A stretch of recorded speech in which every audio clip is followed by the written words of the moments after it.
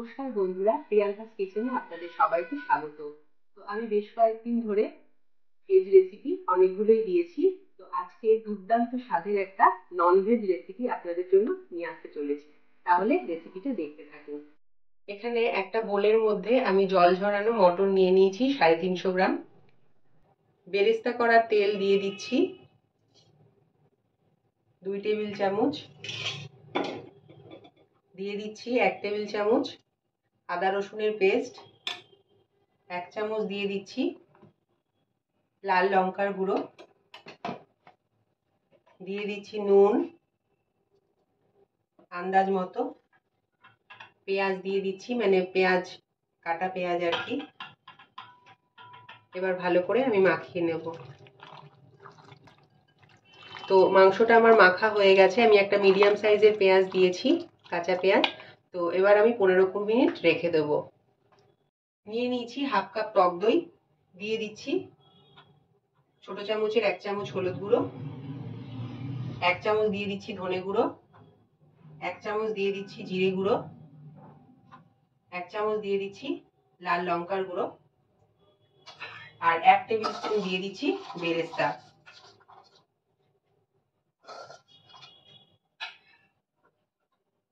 ভালো করে এবার মিক্স করে দেবো দইয়ের সঙ্গে মশলাগুলোকে।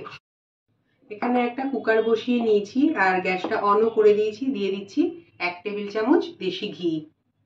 ঘিটা একটু মেল্ট করে নেব। ঘিটা মেল্ট হয়ে গেছে। আমি দিয়ে দিচ্ছি গরম মশলা। এখানে তেজপাতা নিয়েছি 2-3টে। দিয়ে দিচ্ছি বড় এলাচ, ছোট এলাচ, স্টার অ্যানিস, জয়িত্রী, একটা শুকনো লঙ্কা, দারচিনি, গোলমরিচ আর সাজিরে। ভালো করে একটু আনিয়ে নেব। দিয়ে দেব ম্যারিনেট করে রাখা মাংসটা।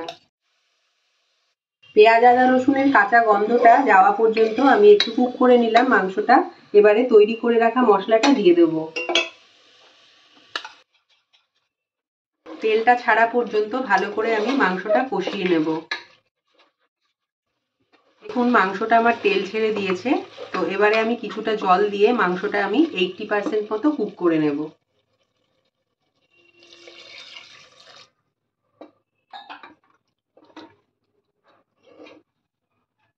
তো মাংসটা আমি ঢাকা দিয়ে এবার কুক করতে দিয়ে দিলাম। কুকারের ঢাকাটা খুলে দিচ্ছি।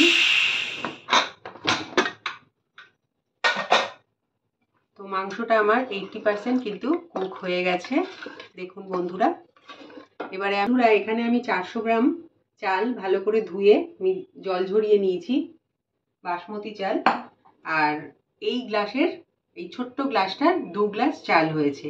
তো আমি এখানে মাংসটার মধ্যে যখন কষিয়ে আমি সিটি দিচ্ছি তখন আমি হাফ গ্লাস জল দিয়েছিলাম। তো আমি আরও 1.5 গ্লাস জল দিয়ে দিচ্ছি, কারণ ঝোল রয়েছে কিন্তু হাফ গ্লাস মতো, আর মাংসর থেকেও কিছুটা জল বেরোবে। তো জলটা আপনারা বুঝে দেবেন। বাদ বাকি বেরেস্তাটা আমি দিয়ে দিলাম। এখানে 1 টেবিল চামচ মতো হবে বেরেস্তা। দিয়ে দিচ্ছি 1 টেবিল চামচ মতো ধনেপাতা কুচি। আপনারা পুদিনা পাতাও কিন্তু দিতে পারেন। দিয়ে দিচ্ছি স্বাদ অনুযায়ী নুন। দিয়ে দিচ্ছি একটা চেরা কাঁচা লঙ্কা। ভালো করে মিক্স করে দেব। এবারে জল ঝরানো চালটা আমি দিয়ে দিচ্ছি। ভালো করে মিক্স করে দিচ্ছি। দেখুন চালগুলো কিন্তু ডুবে গেছে আমার। এবারে আমি কুকারের ঢাকাটা বন্ধ করে দিয়ে 2টো সিটি দেব।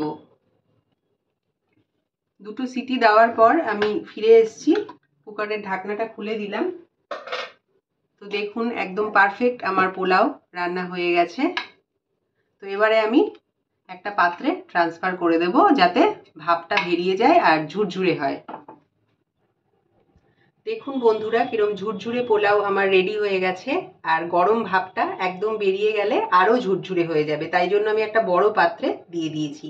এবার একটু ঠান্ডা হলে আমি পরিবেশন করব। তো বন্ধুরা তৈরি হয়ে গেছে আমার আজকের মটন পোলাও রেসিপি, আর সঙ্গে দিয়েছি রায়তা। তো আমার মতো করে বন্ধুরা একবার আপনারা বাড়িতে ট্রাই করবেন। আর আমি দেখিয়ে দিচ্ছি মাংসটা কত নরম হয়েছে। দেখুন বন্ধুরা কিরকম মাংস ছেড়ে যাচ্ছে, দেখুন। তুলোর মতো নরম হয়েছে, আর রাইসটাও কিন্তু ঝুরঝুরে হয়েছে।